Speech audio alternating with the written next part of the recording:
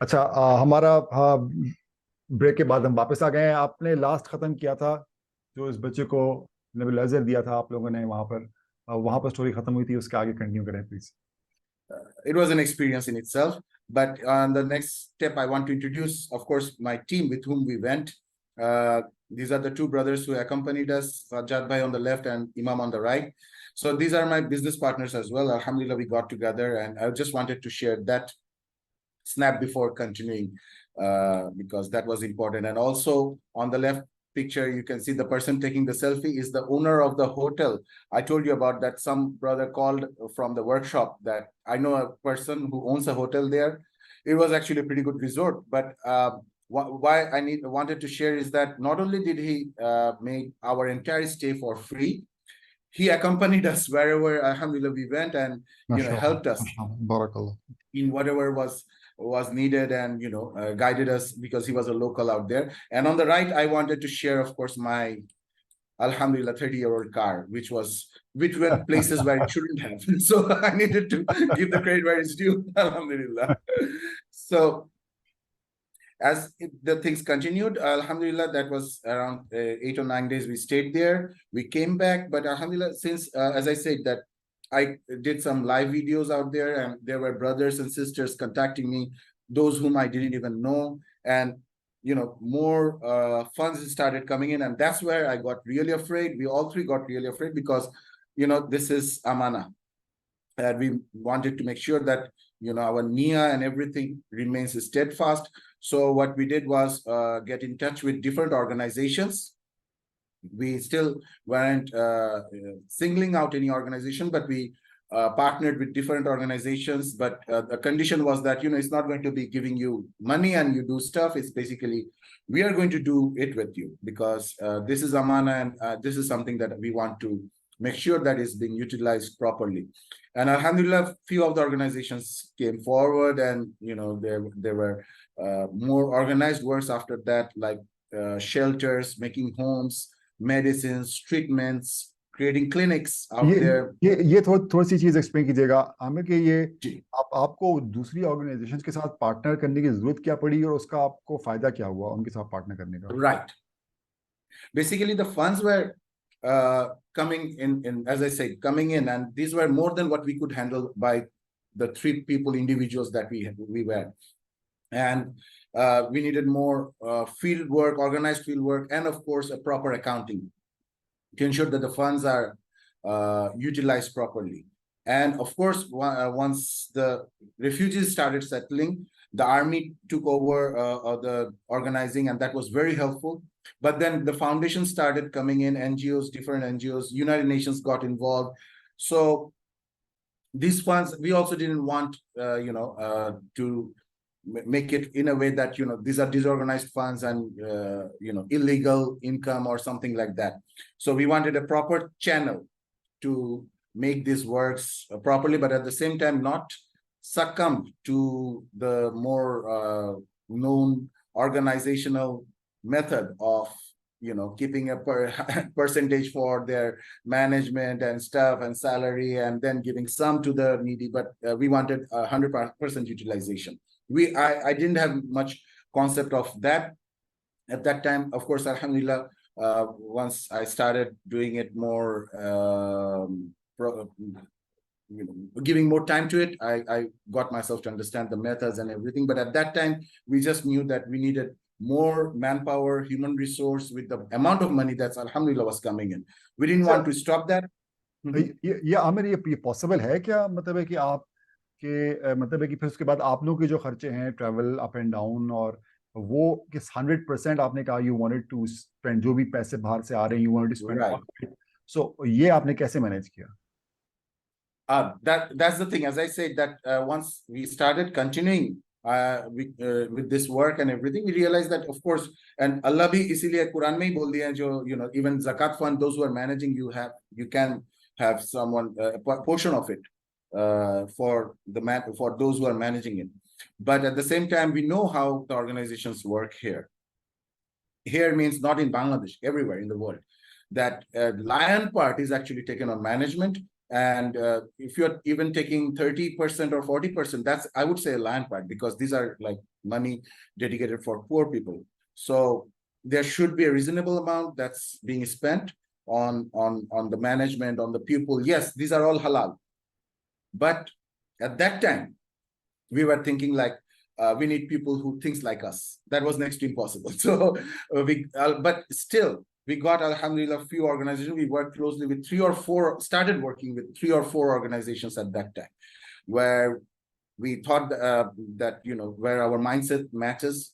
Those who went there for the sake of Allah as well. There are people like that, even with organizations. And once I proceed, just after a few, in fact, in the next slide, we will get to know that, there are organizations with whom we, alhamdulillah, got to know. One of them I'm still very actively involved is HMBD Foundation, which was actually run and maintained by doctors, professionals actually. So they didn't have any requirement or need to, at that time, take a share of it for their income. They had their own professions in place, but at the same time, there were, they actually created the organization because of the same thing that we were looking for existing organization. They thought that they would create an organization so that things are more organized and the donations are, properly utilized and accounted for. And that was actually the similar mindset we got matched with. And that's with whom I'm still working closely with, alhamdulillah, as a volunteer, of course, but, the mindset matched. And there are 2 or 3 more organizations I worked with at that time, including Mastool Foundation, with whom they honored me with the post of advisor, still there. So alhamdulillah, I met with some really good people out there, alhamdulillah. And it changed my mind that all NGOs are basically bloodsuckers, money, well, to say that, use that term, but many of them are. But many of them I work closely with are amazing people who fears Allah. And it has been a wonderful journey ever since. So I hope that answers your question. Yes, indeed it does. अच्छा, फिर उसके बाद क्या हुआ? उसके बाद अभी तक, क्योंकि इस बात को तो काफी अरसा हो गया, उसके बाद से आपका क्या ताल्लुक रहा है इसके साथ? Because I know that you still continuing. और उसके बाद ये जो बर्मा से जो लोग आए थे, उनका क्या करंट स्टेटस क्या है और आपकी प्रोग्रेस कहाँ तक पहुंची? वो दोनों चीजें हमें बताइएगा. अच्छा, then let me just fast forward it. Basically, these are your queries is basically answered in just 3 or 4 more slides. These are basically doctors who came in from all around the world. There on the screen, you can see doctors from Bangladesh, of course, and America, Portugal, England, and even Kashmir. Kashmiri doctors came in, alhamdulillah, and I think they knew the pang of being refugees and being sufferers as well, and they volunteered their time. So alhamdulillah, I met with certain really good people during that work. And that's actually on the left, you can see my wife literally making homes, shelters for the refugees. And you could compare with the first phase when there were absolutely literally shanties. These are what you can see here is not a very good place as well, but much better than what they used to they faced just after they came in. And then there were we alhamdulillah gave solar panels and lights for some power backup electricity, and alhamdulillah my wife went there as well. So just wanted to share that a bit of clip. So these are things that continued on the next phase, and with meeting new people, organized works, meeting with different organizations, doctors, professionals coming in and doing medical camps. So to answer your question, what's the condition right now? 6 years on, they're still here. There are some continued works going on, but the funding has desperately reduced because, as the mindset of people goes, that it goes from one place to another. Of course, there has been issues after that required more attention of the people. Like right now, people of the Palestinians, if you compare it with Rohingyas, it's horrible what the Palestinians are facing right now. So of course the priority of mindset will be going there to people. And we knew that just before that there was the Russia-Ukraine war. Before that there were another, again Palestine, then Syria. So the donations mindset kept on changing, and of course, the fund concentration also went there.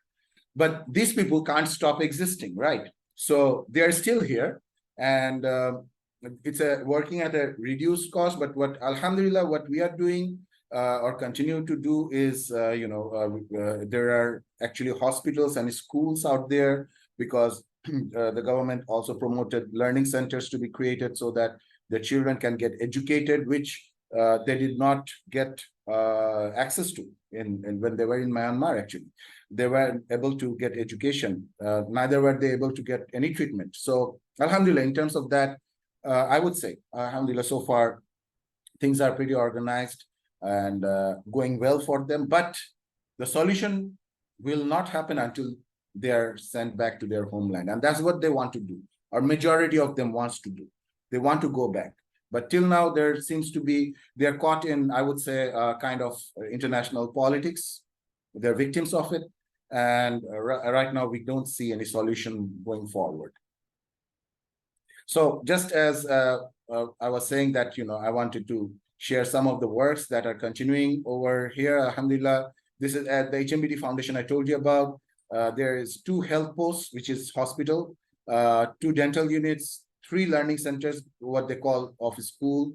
And of course, at times we give them emergency supports whenever they need. You can see the health centers here, the 2 health posts, which also caters for neonatal services, newborns, postnatal complication for pregnant, prenatal and postnatal services for pregnant ladies, childbirth.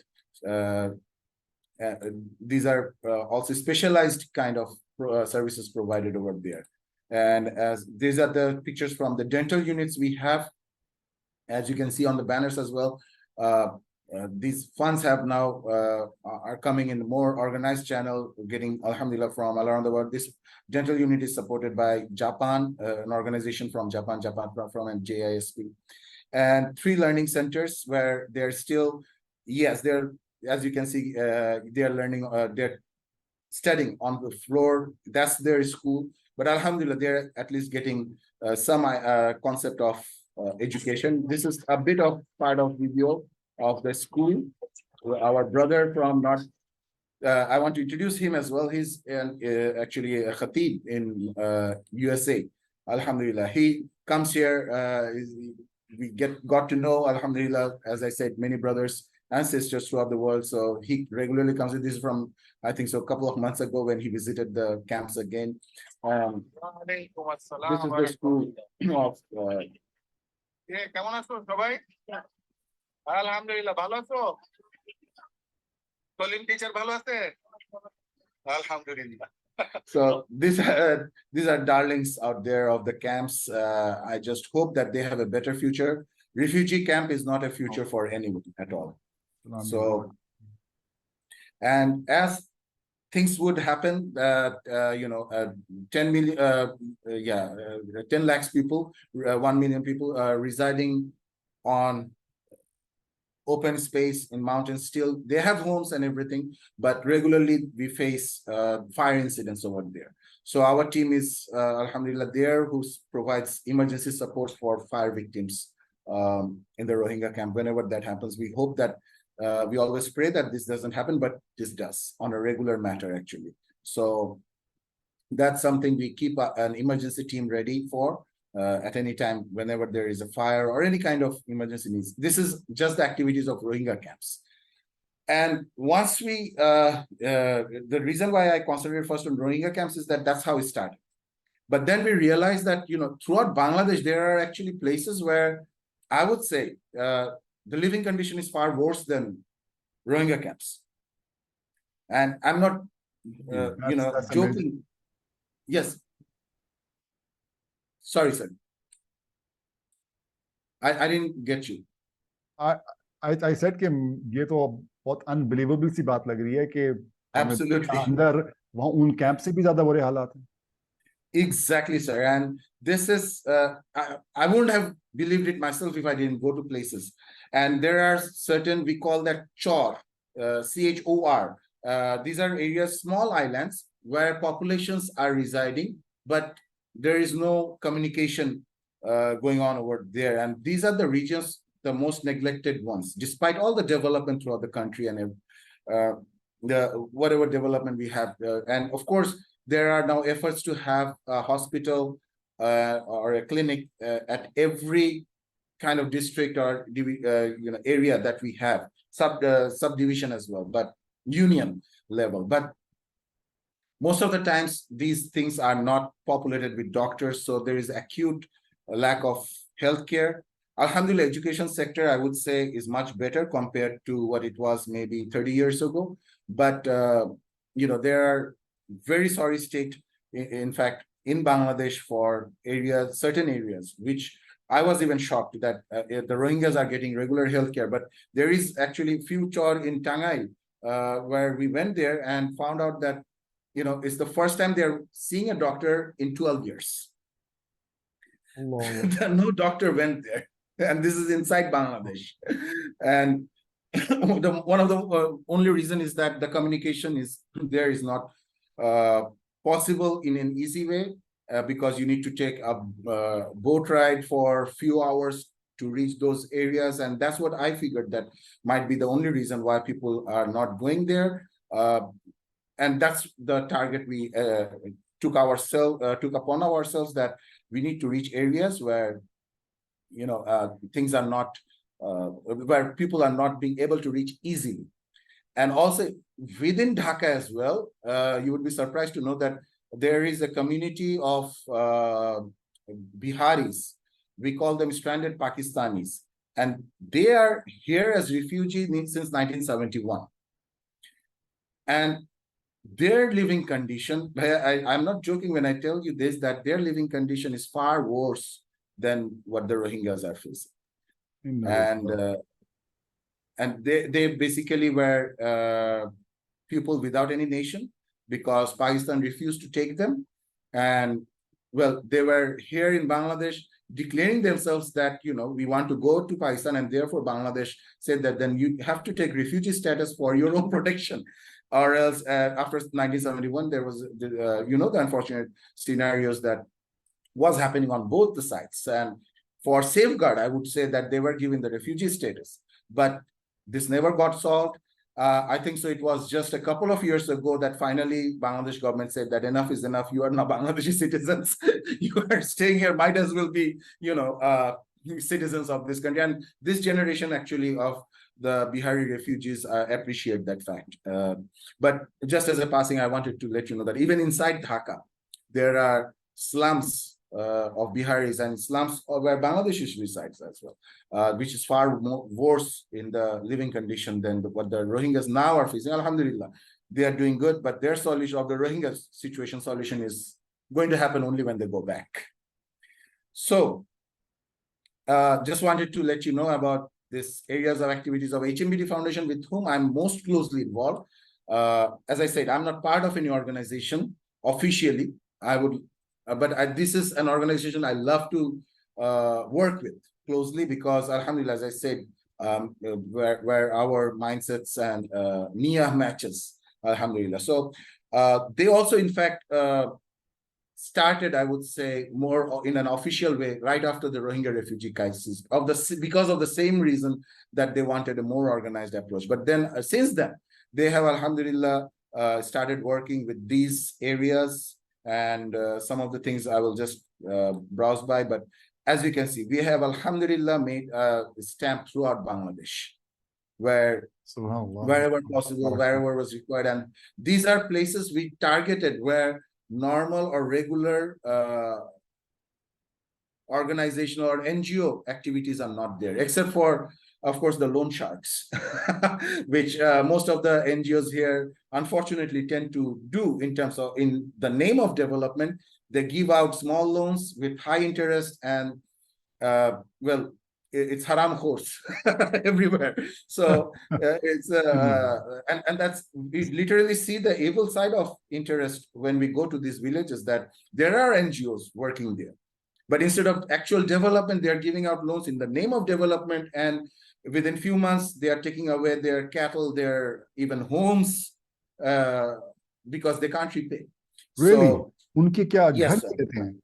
loan Yes, they break down the tin sheds, because most of the houses there are tin sheds. They take the tins and, because they can't repay, and that's basically part of the deal. They signed for it. And people will argue that, well, they are not wrong because the recipients signed for it. I said, yes, they signed for it, but it's inhuman. I mean, something inhuman cannot be right. So, alhamdulillah, the organizations such as HMBD, they have like declared that whatever we do, we are not going into loaning or small terms interest. Unfortunately, Bangladesh, big part of success out in the outside world is known for small loans, microcredit, as they are known.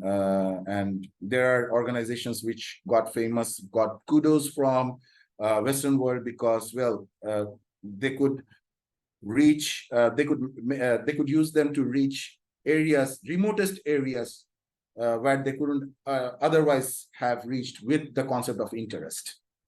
It's Allah has cursed the concept of interest for a reason, and these are areas when we go to the remotest places, we find that they don't have healthcare, they don't have maybe education, but they have microcredit. So that's something that इसमें briefly आप mention कर दीजिएगा, क्योंकि मैंने भी इसके बारे में बहुत reports देखी हैं. माइक्रो फाइनेंसिंग में जब भी बात आती है हमेशा बांग्लादेश का नाम टॉप पे होता है. तो उसके क्या आपने उसके नेगेटिव एस्पेक्ट्स ज्यादा है आपके ख्याल में, कि उसके जो positive impact compare to negative impact, आप what is your personal analysis? My personal analysis is that the negative impact is more. And not because I'm prejudiced about that. I always was. I would agree that, being a Muslim, I never supported this. But once I went in there, it became more apparent that the victims of microcredit is more than the beneficiaries. Because they will say that there is this large number of beneficiaries, they are buying them cows and everything, and hardly any percentage. Even if I say that 50% are being able to repay, there is still 50% who are not being able to repay, which means the balance, but the microcredit companies are not going down, they're making profits, and that means that they are taking out assets from the rest of the people who are not being able to repay. And if I didn't go to these places myself and experience this, I wouldn't have been so confident in saying that. I would have still said it's wrong, but I wouldn't have been so vocal about it unless I went there in these remote places and saw the evils of it myself.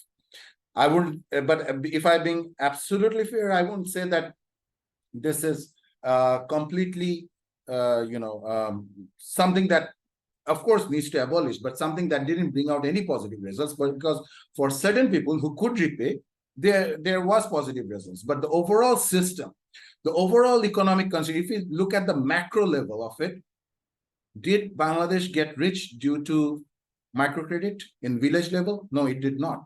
So how can we say on the macro level that things are, the microcredit system actually was a success story? Micro level, you can bring in example of Fatima, Zohra, Abul, and that's the stories they sell. These are individual micro level stories. On the macro level, Bangladesh economy, whatever has been risen on the macro level is by international trading or whatever, the agriculture base, the cattle base. So all these things contributed to the economy of Bangladesh. Garments contributed to the economy of Bangladesh, we can say. But microcredit, these are the exactly the micro stories that we hear. Not when you go to a village, you can't find the entire village got rich by taking microcredit or got established. And alhamdulillah, you will see just in the next few slides that you have some alternate solutions, inshallah, for that without microcredit. Please proceed. All right, sir. So this is what we are, as I said, when I say we, of course, I'm including some other organizations, but mainly we are, I'm concentrating on HMBD. But just to be clear, I'm still a volunteer there, and they have honored me with the post of advisor, but alhamdulillah, but I'm still not part of them officially, but I'd love to be part of their volunteer team. So in terms of healthcare, there we are providing medical camps throughout Bangladesh, as I said, where there is no regular reach of doctors, or they don't have access to proper healthcare solution. So we take in doctors. Alhamdulillah, HMBD is made of mostly of doctors. So we got really good brothers who volunteered there. And of course, the main executive director is a teacher in a medical college. So he also gets his students to get involved. Alhamdulillah. So, and of course, we have a palliative care for slum dwellers. This is something very, I appreciate this project of theirs, that, you know, for critical patients suffering from cancer, or you know, those whose treatment is not possible. So end of the life care, they are, especially for slum dwellers, it's not possible for them to afford that at all. And they usually die in extreme, excruciating pain. So alhamdulillah, what we do is we, our healthcare professionals and doctors go to their homes, literally inside the slums, and provide them with palliative care. If it requires a painkiller injection or whatever treatment, especially for cancer patients, alhamdulillah. And that's absolutely free of cost. That's been continuing for years now. MashaAllah, MashaAllah, Barakallah.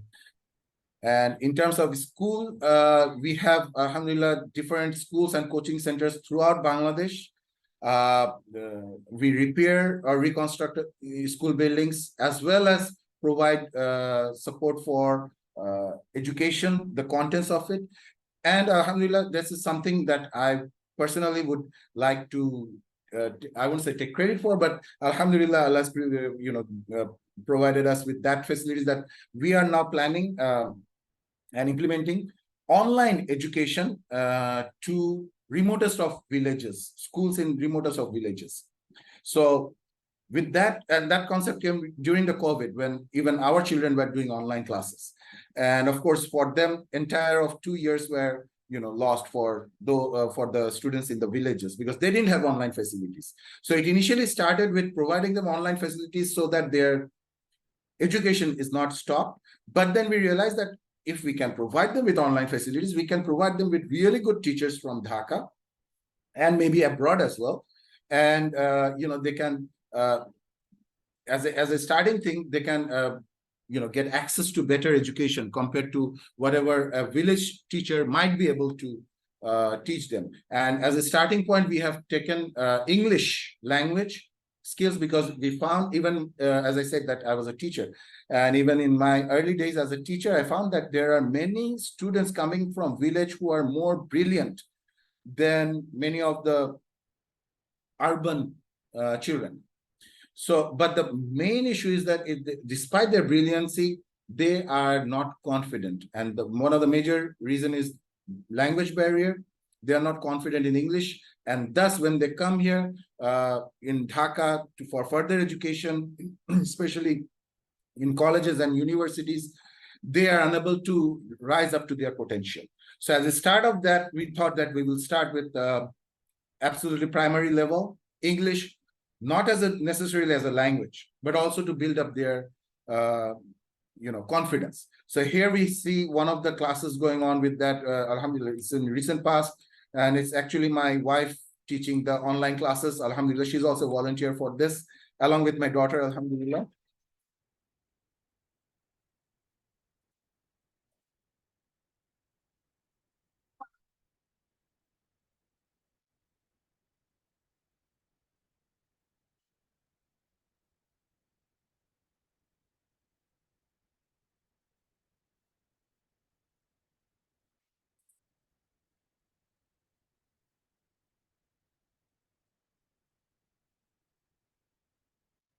ये कहाँ पर है, कौन से इलाके में आप ये हो रहा है, चौकोरिया कहते हैं इस इलाके को. This particular school is in Chokoria, which is actually near to the Rohingya refugees camps in Cox's Bazar.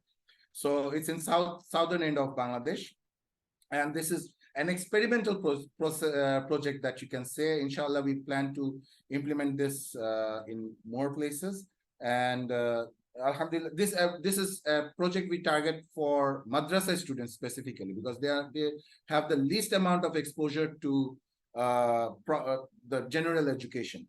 And usually in villages, people tend to think that, of course, the religious education is important, but as we know, the madrasa students tend to get a limited what you can say, exposure to outside world till they are outside facing the actual world. So we thought that it's good to have their exposure, because in Islam it's always been multiple disciplines that a person learns. We know about all our historical heroes back from 10th, 11th, 12th centuries.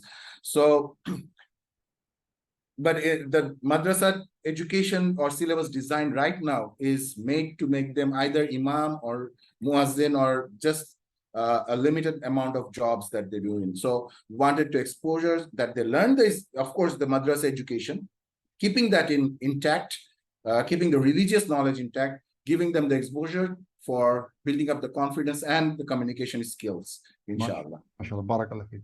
अच्छा आमिर, हमारे पास ज्यादा time नहीं। अच्छा आप please can you please आप कितना आपका can you please wrap it up in a few minutes? Okay, I'll just skip through this in the terms of education. This is the second batch of people we are providing certificates to, where we provide free of cost education to slum dwellers. And these are, once again, I'm sorry that I'm taking some time, but alhamdulillah, these are some projects that I wanted to briefly share. These are the slum dwellers I told you about, who live in very despicable living condition.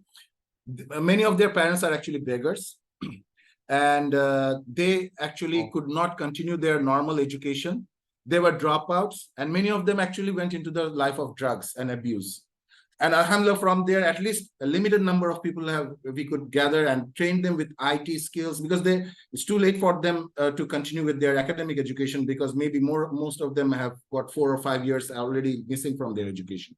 So we taught them with IT software applications, internet browsing, and even graphics designing. And alhamdulillah, before even they end their course, they're getting jobs, alhamdulillah. Really? So yes, alhamdulillah. Barakallah. So this is something I wanted to give. And then there are regular supports that we provide with HMBD, which includes foods and groceries, especially iftar and Ramadan packs. During every Ramadan, we have 12 kitchens throughout the country where iftar is being cooked and distributed for the needy. And there are food packs, groceries packs that are giving out during Ramadan and outside Ramadan as well. And every winter we provide them, alhamdulillah, we provide them with blankets and warm clothing pieces. And that's going on throughout the country, alhamdulillah. We provide with emergency supports whenever there is floods and cyclones, fire, other natural causes. So emergency support is there, which we regularly, if Allah forbids, if happens, for example, in Amphan, there were crushing, huge effect of storm, which crushed almost 20% of Sundarbans. And there are people residing there. This is us going there right after Amphan, providing foods, emergency supports, whichever is required. And then gradually in the next phase, we provide medical, healthcare. And also during Amphan, there were 200 houses that were rebuilt, alhamdulillah, by the organization. And as a part of the regular support, we have drinking water, alhamdulillah, installed tube wells, deep and ring wells throughout Bangladesh. That's going on. We actually have one desalinization plant installed in the Sundarbans, where even after going 700 or 800 feet below the ground level, we found that salt water comes out. And it's hardly applicable to do wudu, let alone drink. And that's what they were doing. And there was huge amount of waterborne diseases in that area. So we, alhamdulillah, installed a desalinization plant where, alhamdulillah, at least people from 4 villages are getting water for free. MashaAllah, MashaAllah, barakallah. And I told you about this project of, replacement of microcredit. We call that Ghura Darai, where we provide them with setting up shops, buying rickshaw, goat, even livestock, so that they can make a living. And this is mainly, we do it with zakat funds, and we don't ask them for repayment, but we do tell them that to save up just enough after their expenses, so that there is a token money that they can give after, and we don't force them to give it back. There to save up certain amount, and after certain time you can give it back, so that another can be helped. And we gave it absolutely as an optional thing. And yes, alhamdulillah, once again, I won't say it was 100% success, but the important thing is many people actually were able to pay back, alhamdulillah. So that's something where funds are being utilized. So this is not a microcredit kind of thing, but we provide with something that Ghuradara literally means to turn around. So to turn around their current life situation of not income, maybe they are able but not being able, they're not financially able, physically able. So they turn around their life. Even we are giving livestock to women who actually, alhamdulillah, can help their families around. And specifically for women, actually we provide with these two projects, Blanket Factory and Tiger Widows. The Tiger Widows, the top two pictures are pretty interesting actually. When we went to Sundarbans after Amphan, there were actually a whole village of widows actually. And we found that there are tiger attacks, which happens regularly over there. There are many fishermen who goes out there and they're attacked by tigers still. And in Bangladesh, yes, and in Bangladesh, as is maybe in very many other, I wouldn't say backdated, but conservative societies, they think that these women are cursed. So they are taken out and let to be stayed in seclusion in a separate place. And then when they gather, the numbers started rising, and they have this whole village of widows right now. And they are literally called tiger widows. So what we did was, alhamdulillah, when we found out that, we trained them with the sewing machines, as you can see, and we trained them with the skills of making dresses, children's dresses, maybe kurtas, and different. There are actually 18 types of dresses which we train them on, and then we give them the sewing machine with them. They can work from home or they can come here, and they have their own income. And alhamdulillah, we can see their life being turned around as well. And the blanket program is in Maibansingh, and that's another of our dream project, alhamdulillah, where we provide with all the raw materials, the training, as well as the machine, because we are getting almost every winter a donation to provide winter blankets to the needy. And this is kind of a cyclic order beneficiary kind of thing that, because we have to buy it from someplace, right? But we check that when we can buy this machine, get the raw materials, and make these village people work on there, and they get a stipend of 30 to 50 taka per blanket. It's income for them as well. And still the price is cheaper than buying it from the market. So alhamdulillah, what we are doing is utilizing the blanket donations to making the blankets. And this way we are providing them with the machines as well, which they can take home and provide with an income of their own. And throughout lockdown, that's us actually on PPE. Don't be scared. For 70 days, there was a complete lockdown. We provided, alhamdulillah, food support. For 70 days, cooked food support. We made a kitchen, alhamdulillah, from where there were around 200 boxes of foods being supplied every day, every single day. Throughout the lockdown, provided oxygens, PPE for the doctors, oxygen for the patients. And this is something that, alhamdulillah, I was very happy about, that during COVID response, alhamdulillah, we could manage 3 ambulances. This was not with HNBD, this was with Mastul Foundation, the other organization I told you about. And they provided not only with, this was the time when people, even relatives were, feeling uneasy to bury their own, parents or relatives. So alhamdulillah, this team went on, and whenever they heard that there is a COVID death, they would go in and do all the rites, including body wash, do janaza, and then give them the proper burial that they deserve. Alhamdulillah, there are three ambulances which we could provide, alhamdulillah, with Mastur, alhamdulillah.